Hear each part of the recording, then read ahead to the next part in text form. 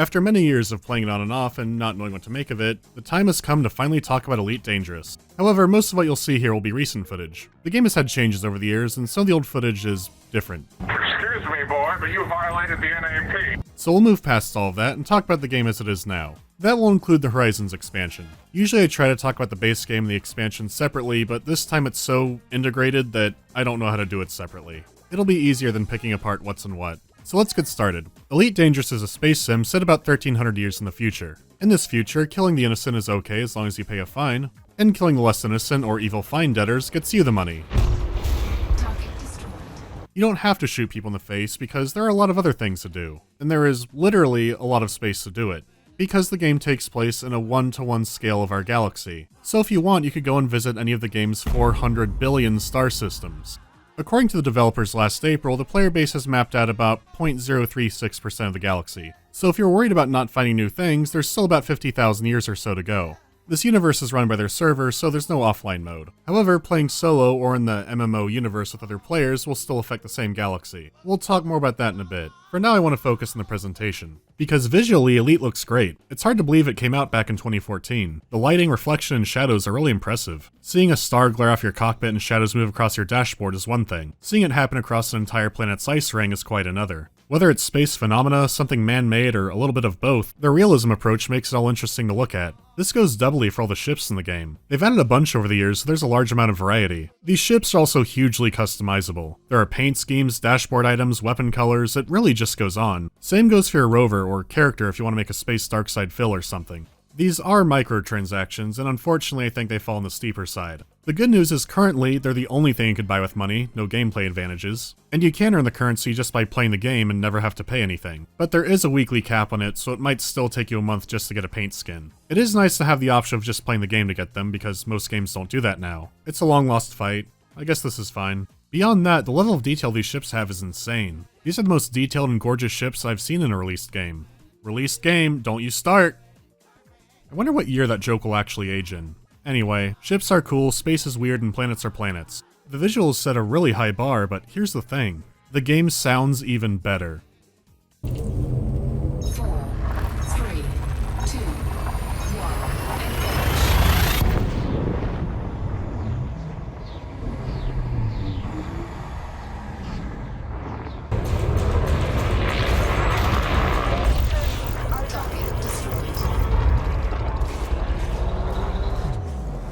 Good shooting, Commander.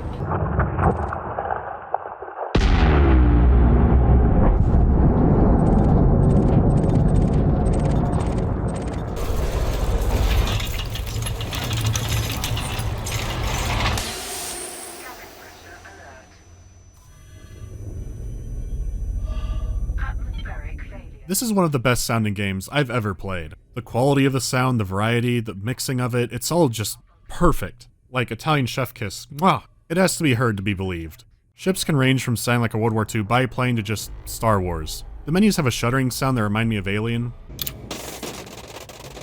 I've had friends with VR headsets tell me that this game becomes transcendent with one. And you know what? I can completely believe that. Elite just knocks it out of the park when it comes to presentation. For whatever reason, I always feel like I'm playing a Dead Space game. Probably due to all the barren planets, the orange holographic menus, the computer voice, and the evil companies. It could also be the terror from beyond the stars, but let's not go there yet. When it comes to the gameplay, one of the first things you'll likely do is adjust the controls. It is easier with the flight stick or HOTAS, but I had no problem with the mouse and keyboard too. When you see the controls menu is as long as a CVS receipt, you might get worried, but it's not too bad. They recently added a bunch of new tools and tutorials that you can access at any time. This makes the learning curve not nearly as daunting as a lot of other space sims. Trust me, it can get really dull out there. The game is easy and smooth to control. It mainly plays more like a space plane, so you'll be at home if you're used to traditional flight games. You can also flip off controls and move it exactly like a spaceship. Maintain fast momentum in one direction, but turn around to face another, like if you're being chased by somebody. Or you just want to gently float by an asteroid field scanning for goodies, but don't want to keep flying through all of it. Flying is fun, and it's cool to see how different ships or even different parts can change the handling. Docking can be tricky if you're new to the game or just haven't played in a long time. Then again, maybe you bought a ship that's much bigger and slower than you're used to. Too fast! Full reverse! No. The same goes for Super Cruise traveling throughout a star system. I don't have footage of it, but when I first started the game years ago, I'd keep boomeranging around the system because I couldn't time it just right. I mean, yeah, you could keep it in the blue, but that takes forever. If you were tormented by this, they added an item earlier this year to help you with that. Just let the ship do it and look around at all the pretty sights. But you might have to wait in a queue if you do that. You have to remember, this is a British game developer. Yeah, don't use it if you know what you're doing. The ships have solid controls, and if they don't feel fast enough, just put more power in your engines. That's just on the move, because of course you go into still. Christ, what a dick. Hey, let me drive. You almost hit that guy. We're fine. Don't worry about it. We just gotta find Mandalore, force him to let us be in his video, and then our careers will be smooth sailing. I'm telling you. He doesn't want us in the video, dude. Yes, he does. He just didn't tell me where he parked his spaceship. Oh, I'm sure. Shut up, Kid Kreal. There's an extensive amount of ship customizing when it comes to parts. Your ship can be set up as a warfighter, a miner, an explorer, or a jack of all trades. Anyone can lob a missile at you in space. It goes even deeper than that because each part might have different sizes and classes. You could put the best stuff on, but they might be heavier and need more power. One part might be cheaper and less efficient, but it's a lot lighter, so your ship is more maneuverable and can jump farther. What about weapons? Fixed ones are more reliable, but you have to maneuver carefully to line them up. So there's a consideration of putting on nothing but gimbaled weapons, which will automatically track your target. No more having to line them up all the time, right? Well, they might not hit as well, especially when the other ship starts electronically jamming them. So there's a lot to consider, and you can spend a long time planning out your ship build. Some ships can fit a fighter hangar, and you can have an NPC fly it, or fly it yourself. If you want to explore, do you want to bring rovers along to land on planets? How many should you have? It'll be a long trip, might want a repair module for our ship, and maybe a fuel scoop for going by stars, and it just spirals from there. You can fit a ship out for anything you want. Elite hopes you like this part. A lot. After all, this is a game I've played on and off, not something I've sunk thousands of hours into, even though it looks like the kind of thing that I would. As open and do whatever you want the game claims to be, it still has too much of a stranglehold. Let me explain it with a few stories. On my most recent return to the game, I decided to start out by hauling cargo. It's a good moneymaker, and it's not that risky unless you take a dangerous mission or go into a bad part of town. So I did some cargo missions, which did not pay a lot, but was making way more than combat in the area did. Eventually I decided I would just sell whatever I wanted. But the market info was pathetic, only showing places I had docked at before and not all of them. In fact, there were barely any market search tools at all. EVE Online has had a tool like this forever, so it was odd to me that Elite didn't have anything like this, but as it turns out it does. There are multiple third-party tools on the internet for it, even for something as simple as buying a ship. I could search here, or dock in stations in-game with an economy that I think might have the ship I'm looking for. So I see some promising stuff, buy low, sell high, sell higher, and the trip is right next door. But I noticed in the market some materials that sell really high in the same station, and apparently you need to mine them. Not good old laser mining either. It would be more complex to really move up. So I got a long-range exploration and mining ship. After exploring and nearly getting a pulsar fire, I found a nice system. I looked at the planets, probed some rings, and aha! The money spot. So I set course. When I got there, a local checked me out, and then he left as quickly as he came. So I was free to do whatever. Then I had to scan the asteroids. They don't always change into an obvious color to tell you that they have what you're looking for, so it was something I had to learn. Then I found one with a fissure on it, which means there's something good inside, and I launched a special drone to see what else was in the rock. More fissures, so I had to launch seismic probes into them and also keep them balanced to make sure that the rock didn't blow up too much because I don't want to blow up everything inside of it. They're also on a timer, so I barely got out of range before it exploded. Now the rocks are free to be collected by the drones and mined by me. Near 200k a pop. 2 or 3 of those are an easy cargo run. I got more. They're worth more than 200k. Much more. So I went back, and while the drones are collecting up the money, I went back to that website. The station I went to was lowballing me. I had a better idea of what I was doing now. For reference, the missions in the area had been paying me a few $100,000, maybe a few million, per run, which, that was after expenses. Endgame ships are well worth over 100 million, so that all made sense. In my second ever mining run, I went to the station that paid high, and made 170 million credits. What? I remembered playing for weeks and weeks back in the day and coming nowhere close to that. I had to tell Dimitri and bring him along. This is the USS Thundercock. We are requesting permission to dock. Yeah, you can multi-crew your spacecraft. That's awesome. 2 sets of eyes means a better chance of getting a promising asteroid. He could also be the gunner to loosen the diamonds while I maneuvered around the rocks. It worked wonderfully. Comfort, gonna blow!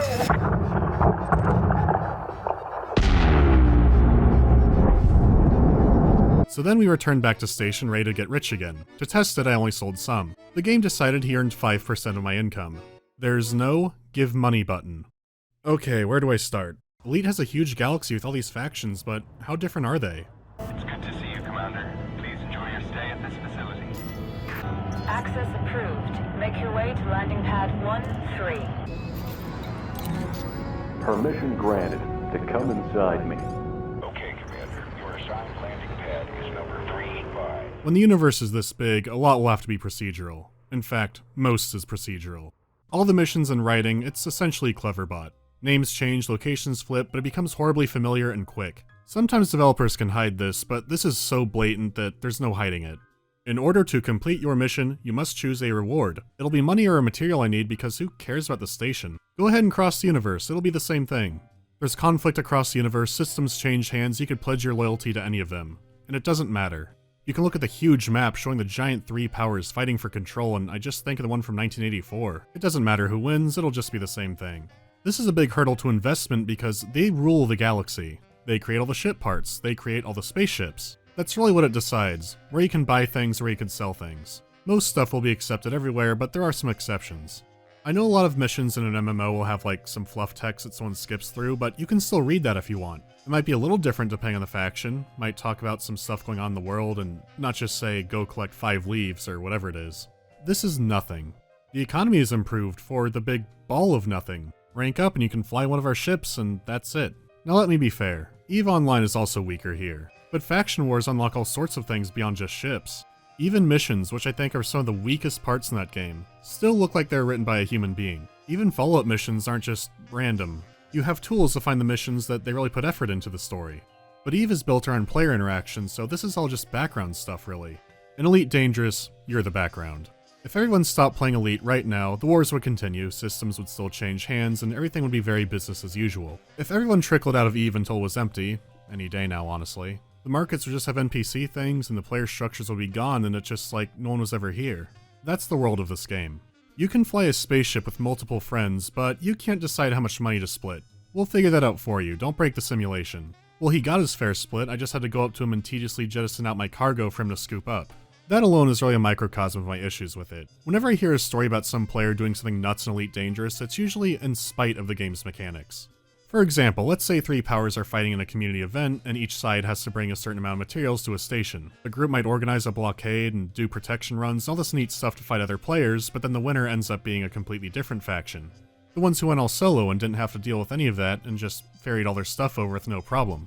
Remember, always online, same universe. You have multiple ways of getting materials and resources and parts. Imagine if you can make your own ships, or weapons, or maybe even like a space outpost or a mining colony on a planet. Something to leave a mark and a money sink that's not just your spaceship.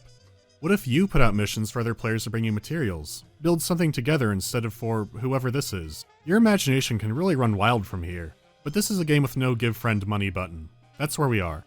The big endgame grind is going to special engineers to upgrade your ship even more. This means collecting tons of different materials just to make your ship that much better at whatever it does. Space sims rarely have just the ship as a money sink. Even if it is, you usually get something like a great story or seeing your impact on the universe. They're also not so weirdly stingy about player tools.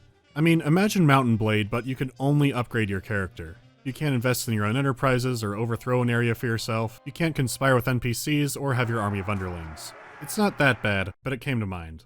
The most interesting missions in Elite were the stuff I just came across, but those also got repetitive. It's a shame because you could have something cool happen out here.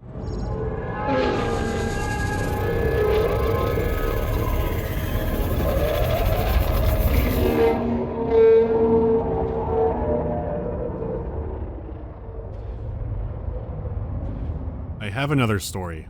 After my too close encounter, I wanted to find out more about the strange aliens called the Thargoids. I didn't want to look up a wiki or anything, so a friend just pointed me towards a certain nebula out in space. I hadn't been too far out of the bubble before, but I decided to give it a try. I avoided their ship sites, but I kept scanning planets until eventually I found something. I had zero idea what to expect, but I took the ship down. That was the point I realized that this was feeling more like a horror game. What is this Giger anthill out in the middle of nowhere? I could get closer.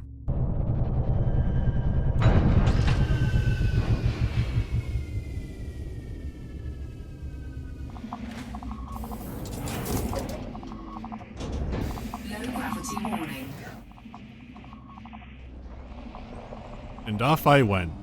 A lot of Elite is mind-numbing traveling, but I was entranced at this point. What was this for? Was there anything I could do here or was supposed to?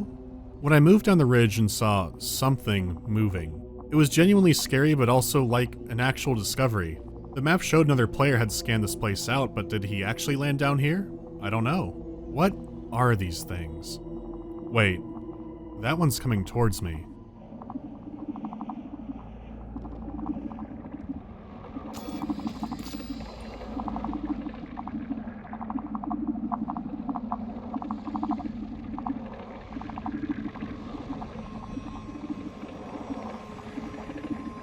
It's not hostile, but I'm still not comfortable.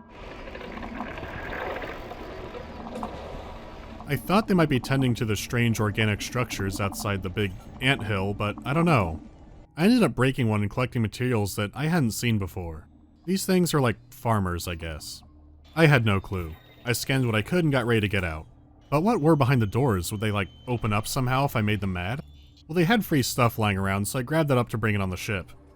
Oh, it's horrifically corrosive. Of course it is. So much for that. I still felt weird even when I left. While looking for mining sites later, I ended up finding another one. It looked similar, but this planet was near pitch black. I found new information, but the mystery was deepening. What is it all for? Why is it here?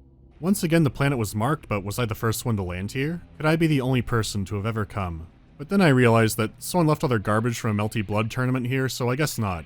Anyway, even though the ship was built for exploration, I ended up fighting a few of their scouts at one point.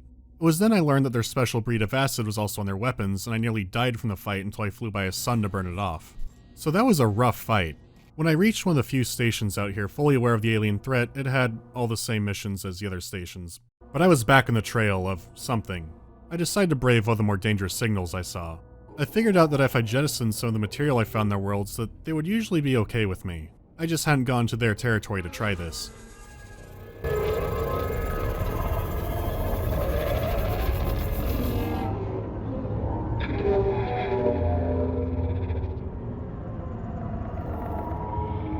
Alright. I snatched up a probe I hadn't seen before and decided to leave the system entirely. You can be caught inside a system, but never moving between them. I thought that for a long time. I was wrong.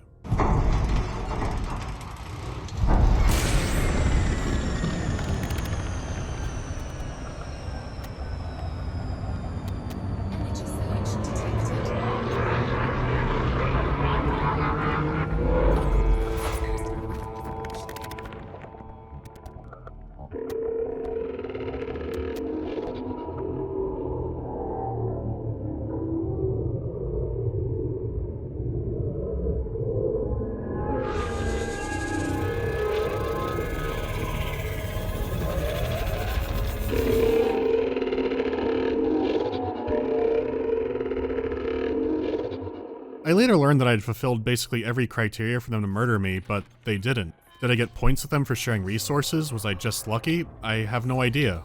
After ripping me out and checking me out, they just let me go. Maybe the probe was like an IFF thing? Maybe it would open the door. And it did. And I was glad because I was constantly repairing the ship trying to keep the thing in the cargo hold since it was also acidic.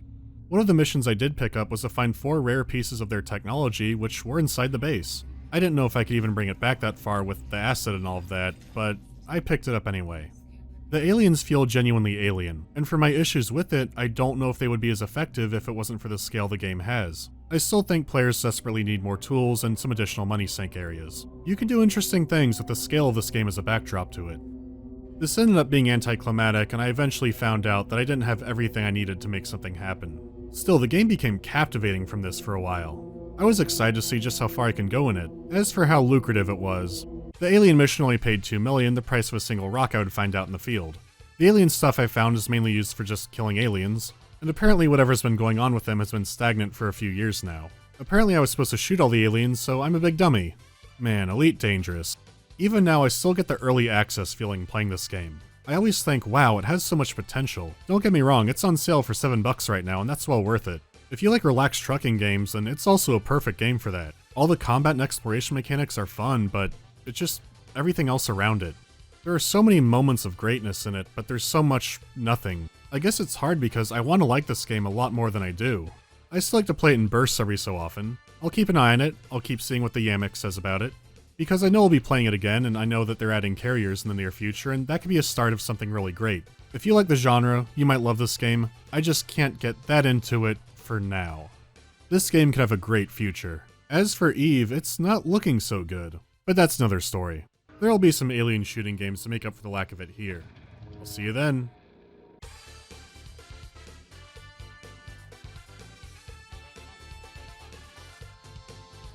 It was never going to be a 3-hour breakdown. It was just a few years of me going, eh. Anyway, on to questions. How do you feel about being one of the main factors in the rise of pathologic content? I don't think I'm a main factor, but it's nice to see it talked about more. You can always vote for it in the story award for the Steam competition thing going on now. Chance of a Battle Realms video after it comes out on Steam. Depends on what they do. I don't know, maybe. Any plans to review Half-Life Alyx? I don't have any VR thing, and the Valve Index looks pricey. I could try Elite in VR if I did though, but I don't know, I'm not jumping at it. Do you ever revisit a game you reviewed with a changed opinion? Mostly only if the game changed. EVE Online is very different than the video I did a few years ago, and it's not for the better. I don't even know what to do about it. Now that Elite is over, what's the next white whale? Total War Warhammer. Long story short, I installed Witch Hunt a few weeks ago, and my PC really hasn't been the same since, so I want to make sure everything's all looked at because there could be something wrong with it, and I don't want to go too ham on a big video yet. Alrighty, I'll see you next time.